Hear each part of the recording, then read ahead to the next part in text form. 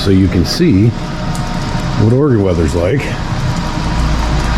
don't know if you can see it on camera, but that's like an inch thick of ice. So, don't mind the mess in my shop right now, but what do you do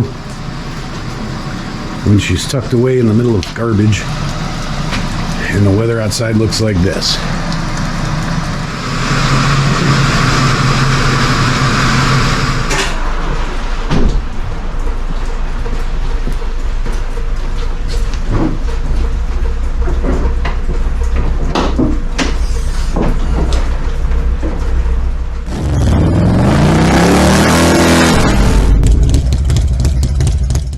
So if any of you are familiar with that, then you'll understand why all of that has to go in there.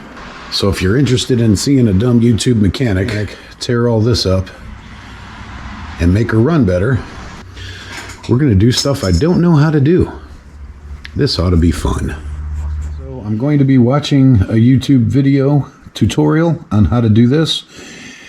It's pretty long. It's like a 4-part video on YouTube. Change the oil pump, but I have a whole separate video on how to change that in detail that can be done on this vehicle. I just split it off into a separate video.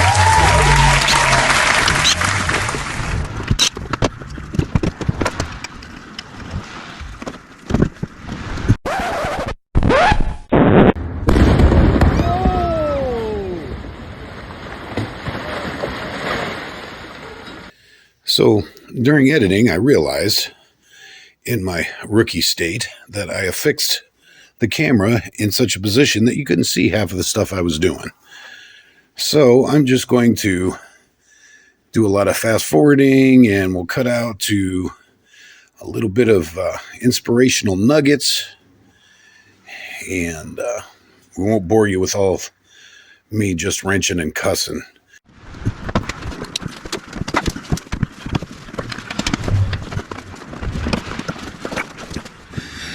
Now, just to be clear, this is a North Dakota farm truck, and because of the weather, I haven't had time to go and clean it all up. So to keep the debris out of things, I'm using blue tape to cover up all the openings, and that way we don't get schmigma down in there.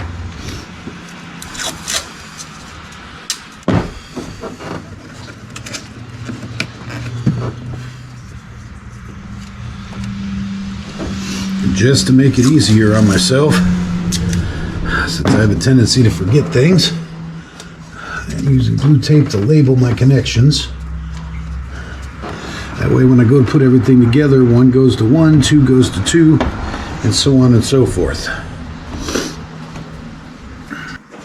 Especially vacuum lines, because I will never remember where these go.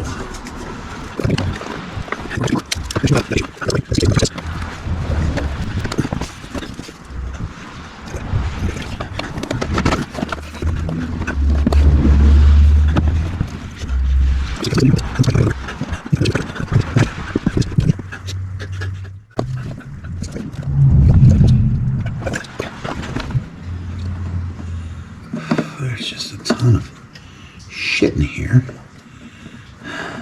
I don't know where any of it goes because it's different than the video.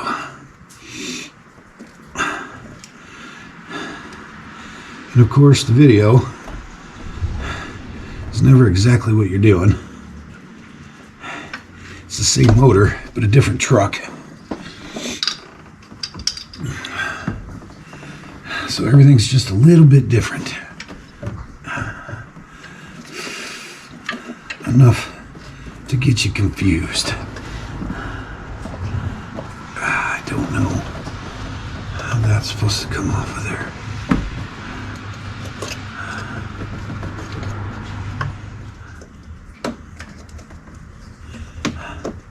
Sometimes you just poke around until you figure something out.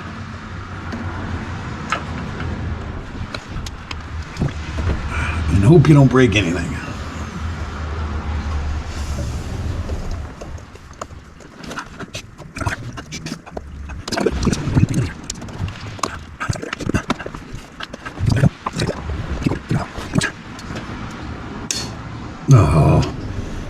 man. You can break stuff. Go!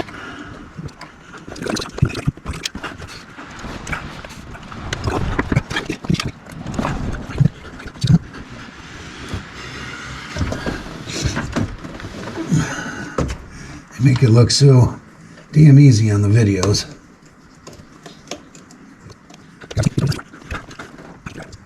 I can't figure out how to get this stupid thing out of here.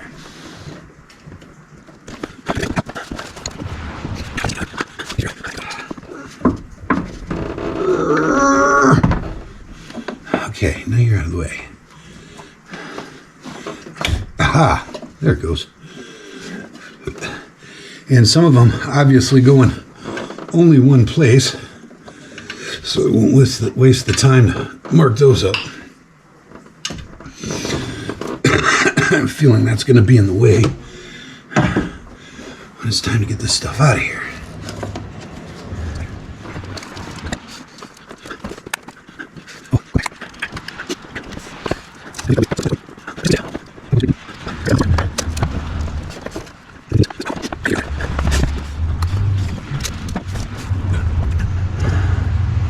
And this is obviously going to cut, it's going to cause me to take more time to do this, but I don't think I'm out to set any land speed records anyways.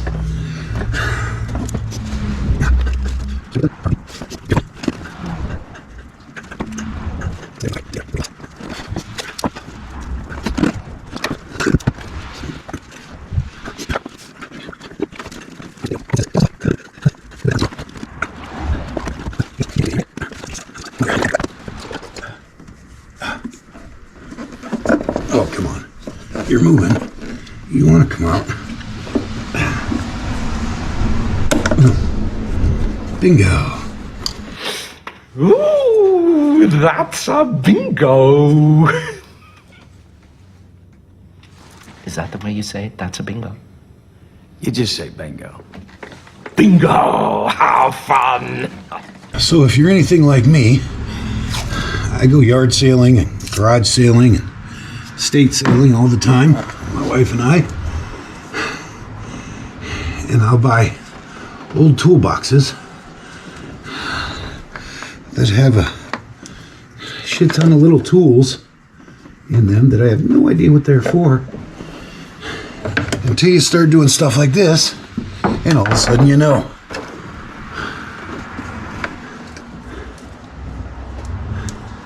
And again, this is a major figure out as I go kind of thing, so hopefully nobody watching is laughing at me. I'm doing this completely incorrectly. Can't even figure out how this red tab goes back in. There it goes. Okay. 20 minutes to pull out one connection. That's always fun. Key here is to get everything out of your way.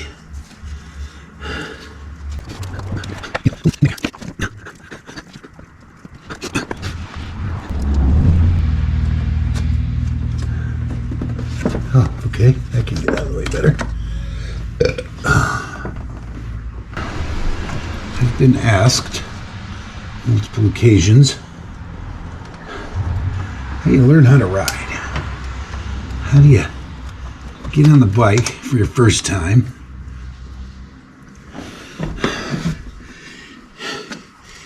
and make it work? How do you become a rider?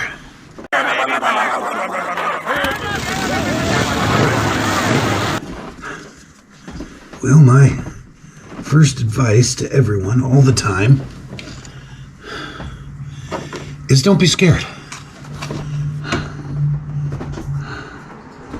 Sometimes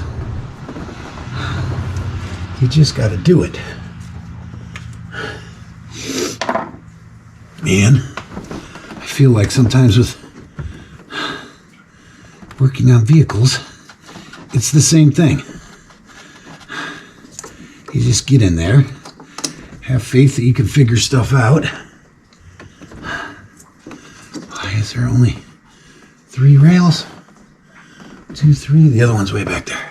Like I said, I don't think I've ever even worked on fuel injection before. And it could be a little intimidating. I'm a doctor, not an engineer. But if you have a little faith in your mechanical aptitude, oh, that one's gonna be fun to reach. Then you just get in there and do what has to be done. You can do it! Get that old ass of yours in the end zone! That is my philosophy in life quite a bit. And they've done studies, 60% of the time, it works every time. That doesn't make sense.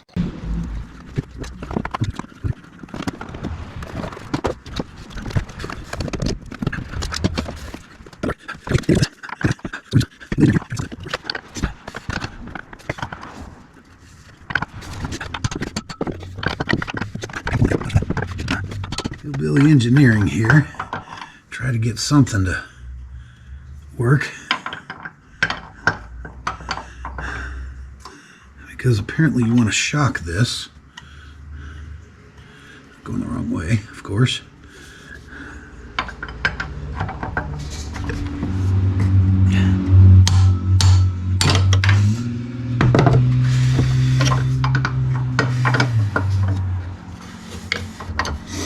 I got it.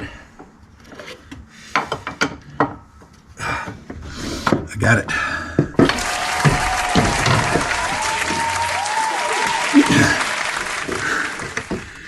To be honest, so far from what I've watched, this is the one part I was worried about. Because I didn't have the tool he had. But apparently, my makeshift system worked just well. Just fine. There goes the fan.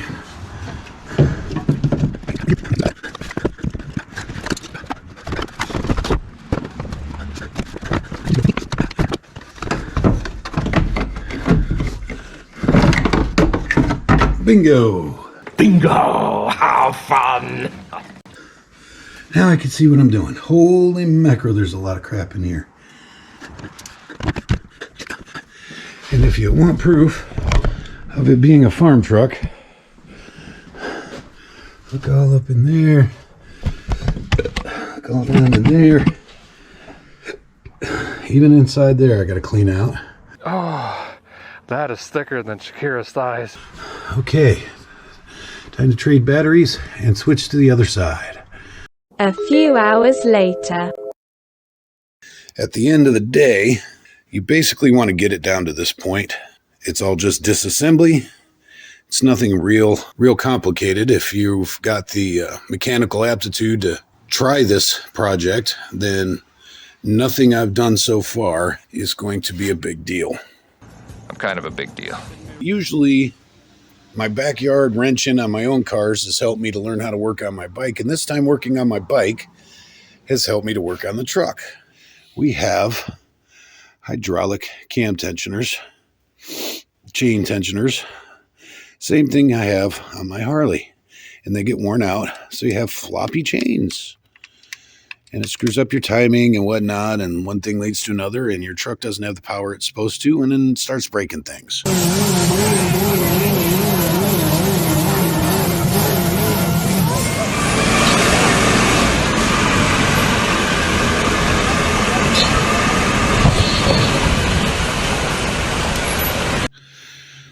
So that is going to be the key, is replacing these. There's one here, and there's one here. For those of you who don't know, this is how the inside of your twin cam works. You got this little hydraulic tensioner there that pushes against this bar, which pushes against this chain and keeps it tight. Yes, I see that from your tight pants. Yes, you are tight like a tiger. And it's got another part that it rests on down there. But when that thing fails, and then you get this flop. And in this one, you can actually see that the chain is actually hitting itself. Now, what I'm basically looking at is a giant version of my Harley twin cam. So there we go. Knowing is half the battle. And knowing is half the battle. The next step is actually going to be using those parts to fix all of this. Okay, so if you've managed to watch this video this far, thank you very much. If you haven't, then you're not going to see this anyways. Take it easy on me. I promise the second time will be better.